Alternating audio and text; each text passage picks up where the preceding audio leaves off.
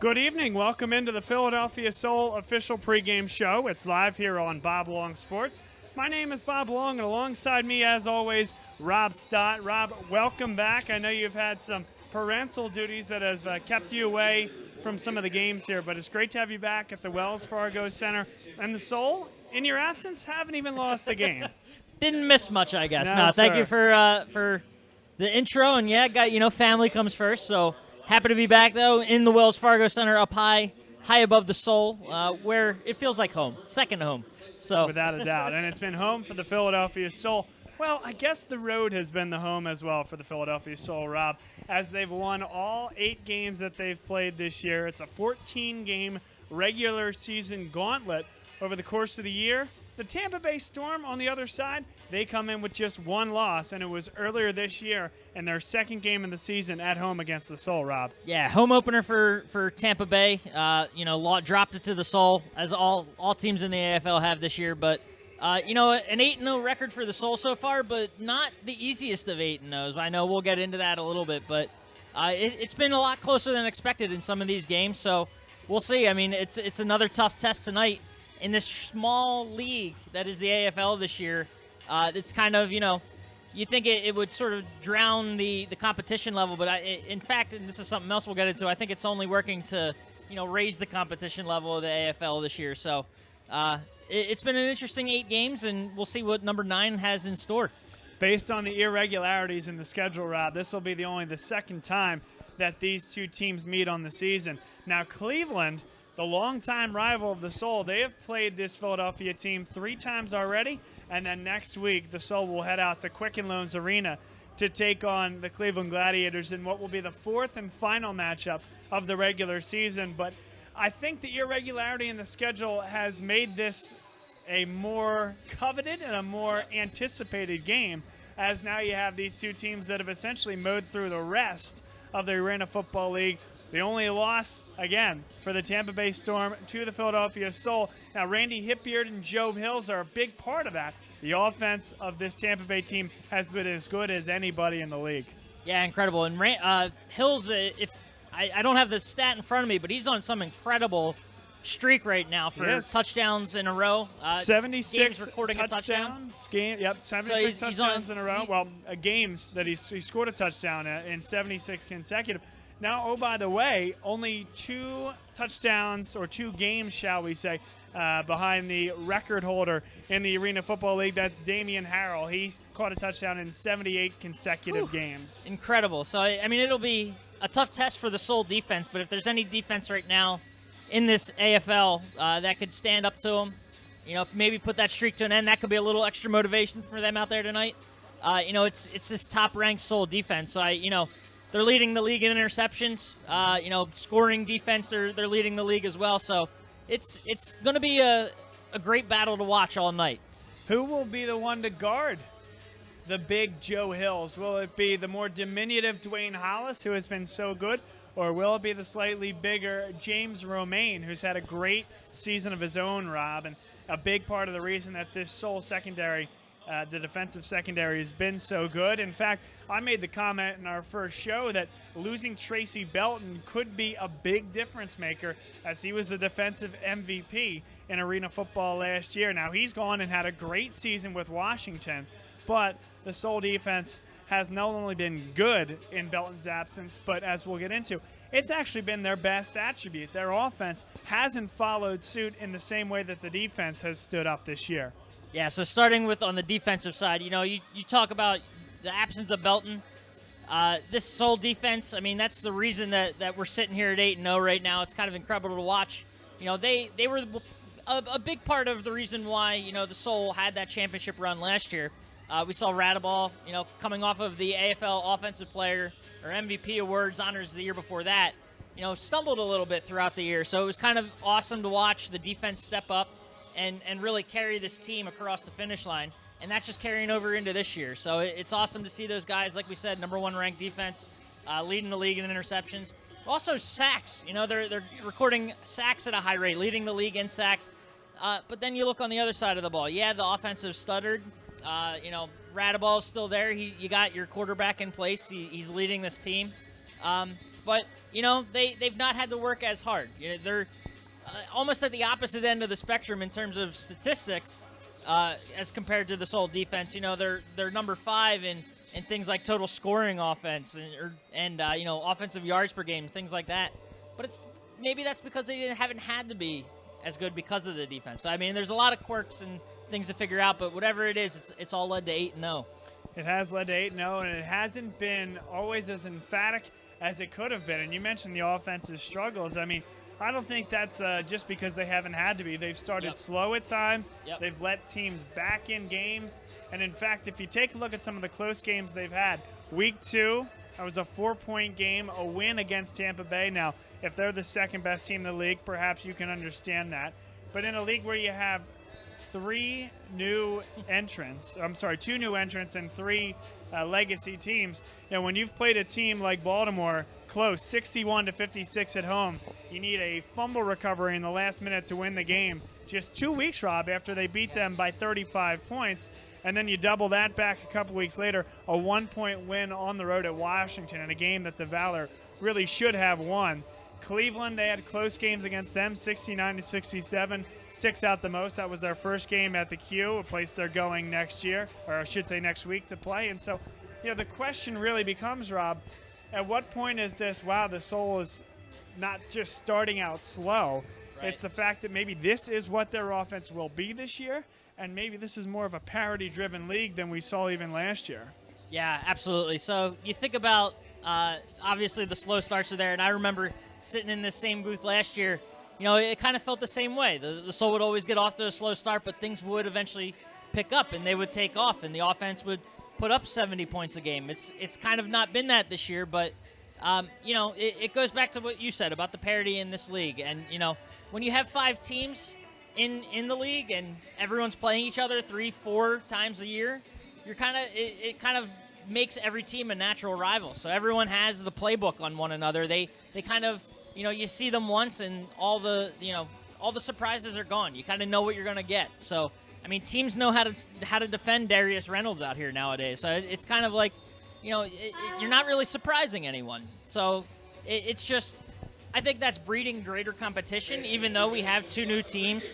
A lot of the names are familiar names. It's a lot of the guys that were at the top of the league are just, instead of being spread out amongst 8 teams, now you have them all jam-packed onto 5, and, that's kind of what we're seeing here. Yeah, without a doubt. And you look at a guy like Michael Benson was a big offseason transaction. He went from Arizona, who's no longer in the league, here to the Soul. On the other side, we mentioned Tracy Belton goes to Washington and all of a sudden makes that a legitimate defensive team. So I think that's a good point you make. Now, what we'll talk about next is the fact that what we see here tonight is likely to be the best that this league has to offer. We talk about parity all we want. This is 8-0. It's 8-0 against 7-1, and the Tampa Bay Storm have won 6 straight behind Randy Hipbeard, who's been maybe the best quarterback in the league thus far, and Joe Hills, who is as dynamic as they come. The Soul, Rob, haven't lost a game in 12 appearances. So they come into this game riding a 12-game winning streak dating back to last year. Dating back to last year, but also dating back 365 days exactly to tonight. So 1 year since the Soul have lost, and so they'll try to keep that streak going. Hope that they can, against this Tampa Bay team. It's going to be tough. But, history's kind of working in their favor here. If we talk about, the Soul have won 12 straight, yes. The last time, can you tell me the last time they lost against Tampa Bay? I personally cannot. No, 2014 is actually the last time Tampa Bay has beaten Philadelphia in any capacity, which is kind of interesting to think about. The Soul kind of owned Tampa Bay historically. So, last time Tampa Bay won in Philadelphia, can you tell me that, Bob? I can't tell you that. I didn't do my research tonight, folks. Come on, I'm Bob. sorry. No.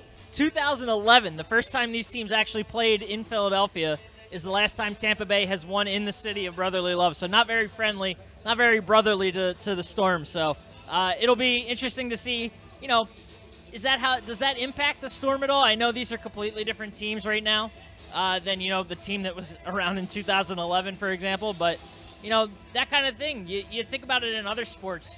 The mindset going into a stadium against a natural rival that you struggled against Cleveland going to Pittsburgh in the NFL. You know, that's always a struggle for Cleveland. So does that happen in the AFL? Well, I mean, the streak kind of tells us yes, so we'll see if that's actually the case here for the Storm tonight. The Storm come in, they have their best opportunity now as they've ever had. The dynamic wide receiver in Joe Hills. We keep talking about him. And, of course, Randy Hippier at quarterback. This is their longest win streak since they last went to the Arena Bowl 5 years ago. And so what's very, very important for this Storm team is to keep this going. And, you know, it's a different league than it was in the 2011 season. And so a great opportunity here. And a guy that on defense is going to be very, very important is the Jack linebacker, Alvin Ray Jackson, a phenomenal player who can dip into coverage depending upon schemes and depending upon formations, but also can really be very disruptive in the middle. And so looking forward to seeing what Ray Jackson does in the defensive end. Yeah, and he's going to have a tough time, or it'll be, I guess, maybe not a tough time, but it'll be an interesting battle to watch. Jackson against that sole offensive line, which is among the tops in this AFL because they've only given up in the 8 games so far 3 sacks against Radaball. So, you know, they're a solid unit. They're able to keep their quarterback up. It'll be interesting to see, you know, does Jackson come up and try to disrupt the line, or does Tampa Bay have him drop more into a coverage play and protect, you know, their secondary against a Darius Reynolds or the underneath options that the Soul have. So that'll be an interesting sort of thing to keep tabs on throughout this game. Well, and it's the balance of the Philadelphia Soul wide receiver core, Rob, that makes this team so special. Even though the offense has struggled at times, Darius Money Reynolds, a 20-touchdown season thus far. Ryan McDaniel, he has 14. And then the third option, Rob, is the Arena Bowl MVP from last year, SK Sean Kalinamoku, with 12 touchdowns of his own. And he's caught for almost 500 yards, and he's caught the ball 40 times. So when that is your third option, and then, oh, by the way, if I can give a shout-out to the fourth option today, Poppy Livers suiting up, number 17, pride of Villanova University, a 4-year player over there. This is a really speedy and really good route running lineup that I think the wide receiver core is as good as anybody. Yeah, Radaball has no shortage of options to throw to. So, I mean, you talk about those names. Those are names that led this team last year. And it again goes back to that whole point about consistency. They have the pieces they've had the pieces in place. They have that chemistry they've built up over the years. So it's been fun to watch. Led them to an Arena Bowl last year. And they bring all those pieces back. So they'll get. Something tells me, I know we're 8 games into the season, but they'll get clicking. They'll start, you know, getting back into form as the playoffs start creeping up, and you know they can sniff that repeat. You know, they'll get it together. These guys know what they're doing. They have the chemistry to sort of work the kinks out. But you know, even with those kinks, they're still putting together quite a campaign in 2017 and putting up some pretty awesome stats. And you know, it's led to that 8-0 record. This is as good as it gets here in Arena League football. The Soul at 8-0 against the Storm at 7-1. And now, Rob, I want to talk a little bit about Ron James. Ron James, the head coach of the Tampa Bay Storm. This is his 20th year coaching in some capacity at the arena football level. And he's been coaching at the college level, at various other levels of football. But really, pride and joy is here in the Arena Football League. And we were talking about what has made this Tampa Bay team different. Last year, a team that really struggled. Well, this is Ron James' first year at the helm of the Storm in a league that, you know, had some change-up, some shake-up in the offseason, but they've come in and been as good as gold for the first 8 games of the season. I think Ron James and his track record has a lot to do with that. Of course, on the other side, Clint Dolezal, who has that same type of resume, but most of the time has been spent with one team, and that's the Philadelphia Soul. Yeah, I mean, we've seen what having a solid head coach that kind of knows what he's doing can translate to on the field. You know, talk about the chemistry with the offense. I mean, the chemistry between Dolezal and Dan Radaball, you know, quarterback mind, working directly with this quarterback, it can really create a special product on the field. And I think that, you know, Tampa Bay is working that. This is year 1. So I know AFL's kind of been in flux, sort of a transition period, but you know, if they can sort of you know, maintain everything that they've got going on down there, it's obviously working in year 1. I mean, who knows? You build up over year over year. And, I mean, we've seen it with the Soul. It could be something special. So Tampa Bay, they're in the right direction. They're moving in the right direction. So, and it's nice to have that leadership at the top that, you know, what else can you say about it? It's good to have leadership at the top that is solid leadership. It is, and this is once again is the Philadelphia Soul official pregame show. It's live here on Bob Long Sports with Bob Long and Rob Stott. To follow us on Twitter, you can do so at Bob Long Sports and visit our Facebook page as well. And you can be updated on all of our upcoming programming, whether that's LaSalle College High School football or basketball. That could certainly be the Phillies' finest 7-on-7 AAU football that we've had the opportunity to call. That can be Swarthmore College athletics or really anything else going on in the Philadelphia area. That's where you can get in touch with us. And if you'd like us to broadcast or telecast an event for you, again, you can find us at Bob Long Sports or directly at bob@boblongsports.com via email. Now, Rob, we're going to take a break in just a second, and then we're going to talk about a certain would-be or could-be trade going down at the NBA ranks that could affect the team right over there. The red banners behind Rob Stott's head. Do you trust the process? I guess we'll find out. So we'll be right back. The Philadelphia Soul against the Storm will be next, and we'll have our concluding comments on that, but also some basketball talk here on BLS and the Philadelphia Soul official pregame show. At Hallen Hess O'Connell have experience encompassing a wide variety of commercial, property, construction, criminal, and estate litigation. Call today at 215-287-9292 or CUP-WAWA. Our attorneys are adept to changes in the law, which is a great benefit to our achievements and your success. Our goal is to handle your situation in a professional manner to get you the justice that you deserve. Our focus is you. Visit us online at HowlandHess.com or call 215-287-9292. Elmark Signs and Graphics, your choice for custom signs and design, has been servicing the Philadelphia area for over 30 years. From illuminated signs to vehicle wraps, Elmark Signs is your choice for all your custom signs needs. Elmark delivers high-quality signs with a courteous, helpful, and experienced staff.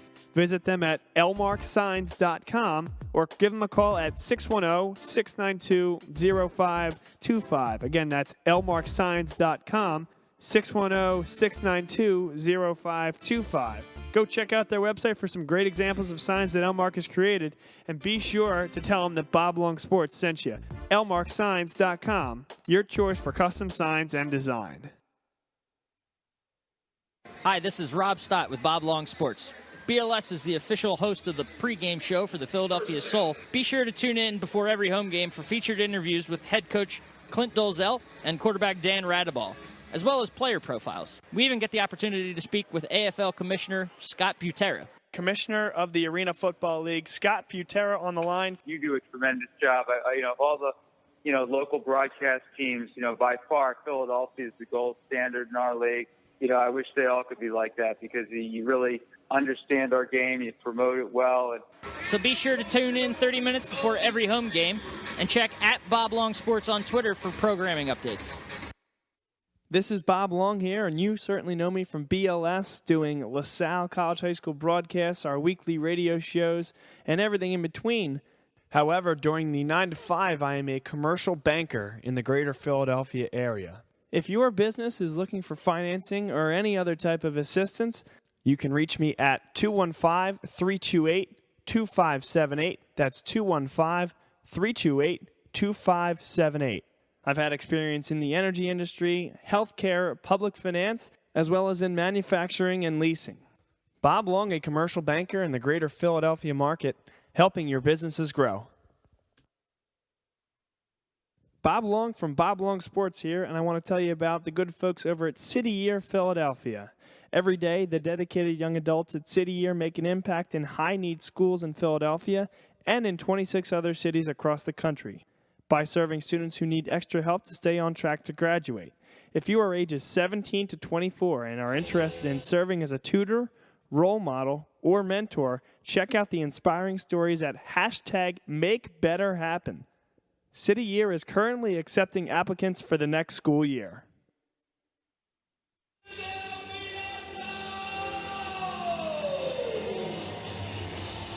Well, you can't miss Vinny the Crumb in the background. No, you can't. He will get in your grill whether you want to or not. A guy that's been doing this for a long time. You certainly hear the PA announcer behind us here, and we're having a tough time hearing each other. But hopefully you're okay hearing us. Bob Long, Rob Stott here for the Philadelphia Soul official video pregame show. Now, we promised that we would talk a little bit about what's going on with the team that plays in the very same venue, the Philadelphia 76ers, a team that has lived by the mantra of trust the process through one coach, two GMs, and literally thousands of fans coming through the turnstiles. Thousands. But now, over the course of the year, it'll approach the millions, and of course I say that in jest, but this program, this organization, on the way back with picks like Joel Embiid, Ben Simmons, and then they were supposed to have the 3rd overall pick in this year's draft, whether that would be Alonzo Ball if he were to fall, a Josh Jackson, a De'Aaron Fox, or a Malik Monk. But as we heard last night, Rob, Hold the presses. Hold the presses. there is a strong possibility that the Boston Celtics would agree to send the 1st overall pick to the Philadelphia 76ers, presumably to get 6'4" swingman and ball handler Markelle Fultz out of University of Washington with the 1st overall pick, and the Celtics would receive the swapped pick, the 3rd overall pick, plus either the Kings or the Lakers' first round pick in 2018. Now, Rob, that pick would likely vest into a very, very strong 2, 3, 4, 5 lottery type selection. So the Celtics would essentially get 2 lottery picks for 1. Is Fultz that much better than what the other teams or what the Celtics would expect to get with those 2 picks? Would the Sixers be better off holding on to those 2 picks, or would the Markelle Fultz move be the one that would be the best way to go for the Sixers? So if you're asking me, the fan that's been trying to trust this process for 3-4 years now, it feels like, I want the player now. I don't want to, put my stock in a future draft pick. I love the Fultz move. And Love it. It almost sounds like a done deal. So this is something that can get 76ers fans beyond pumped for this season. In fact, my understanding is that you said that the Celtics canceled their meeting with Markelle Fultz. They sure did. They were team. supposed to bring him in for a workout this weekend, and that was canceled. As these talks progress, from what we understand, they are in incredibly advanced discussions to collect this 1st overall pick from the Celtics. So it seems like it's happening. So it might not be until draft day that we see it actually go down, but it seems like it's almost as close as you can get to a sure thing without being a sure thing. So. It's funny, we were talking just weeks ago about whether Lonzo Ball would be the one to fall past the Lakers, and if they were to pick Jackson instead. We've also heard reports that Boston may have liked Josh Jackson enough to pick him with the 1st overall pick, and that's why they would feel comfortable dropping down to 3, getting their guy, and picking up another pick in the process. Does that tell you anything about Fultz and what people would expect out of him, that the Boston Celtics would be willing to make a deal like this? I mean, if we're talking about last year, I don't know that anybody would have been, amenable to a trade out of the 1st overall pick when it was Ben Simmons on the line. So what does that say about what Fultz has to offer? It doesn't say as much as about Fultz to me as it does as the Celtics situation. Here's a team that is chock full in their backcourt with ball handlers. It tells me that they don't necessarily need a number 1 overall pick as a sure ball handler. So they're falling back to pick potentially a Jackson, a guy that. Maybe it's more of a mental thing. They don't want to pick Jackson at number 1 and put the weight of being number 1 on a guy like him. So whereas they know that the Sixers are willing to give up a little bit more to get Fultz, and they could still get their guy at 3, it's a win-win if you ask me for both of these teams. And there's also a thought that this pick stockpiling would set up Boston better for a blockbuster type move to get a Paul George or a Jimmy Butler. And so whether that could be the coalescing force for these two organizations, Sixers want the move because they want to have that third piece of the cog, Joel Embiid, Ben Simmons, and then Markelle Fultz. That just gives me with chills. Dario Those Saric three as names. your fourth guy, right?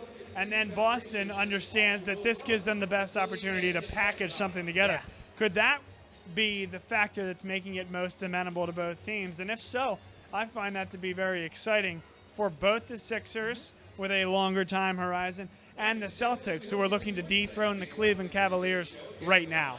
Yeah, I mean, no matter what way you chop this up, I mean, it looks like it's coming out to be a really big move and a positive move for both teams, and something that's going to help them both. So that's what's nice to see about this is that, yes, the Sixers are picking up a pick, giving up a pick, but it's a pick that they weren't going to have originally. You know, it's one of these extra picks that they have that they've picked up thanks to Sam Hinkie stockpiling all these picks. So it's all that stockpiling is now paying off for the Sixers, and in turn it can pay off for the Celtics. And, you know, the Sixers get their guy. The Celtics potentially could swing something to get, you know, who they want. And it just all works out. It's harmony. It's perfect harmony in the NBA. And, you know, it could help both of these teams rise and sort of increase the level of competition out east, which, frankly, hasn't been that great. And, you know, anytime there's a deal with two teams that are in the same division, two arch rivals, with the Lakers being the Celtics' primary rival, I would say on the East Coast it's the Sixers historically that have been the Celtics' primary rival, and I would say without question for Philadelphia 76ers fans, the team that they loathe the most is the Boston Celtics. So to have this deal of this magnitude go down between these two teams, we're going to be talking about the results of this trade no matter how it pans out for many, many years, and it's going to be a lot of fun in the NBA. As everybody tries to build this super team to compete against the Warriors, the Celtics want to do it now. The Sixers want to build it for later. And they think the threesome of Joel Embiid, Ben Simmons, and Markelle Fultz, Rob is wincing, shivers up its spine every time I say it. They Sounds think that's so the good. way that it will be done. Sounds so good, and I can't wait. So it's going to be something special.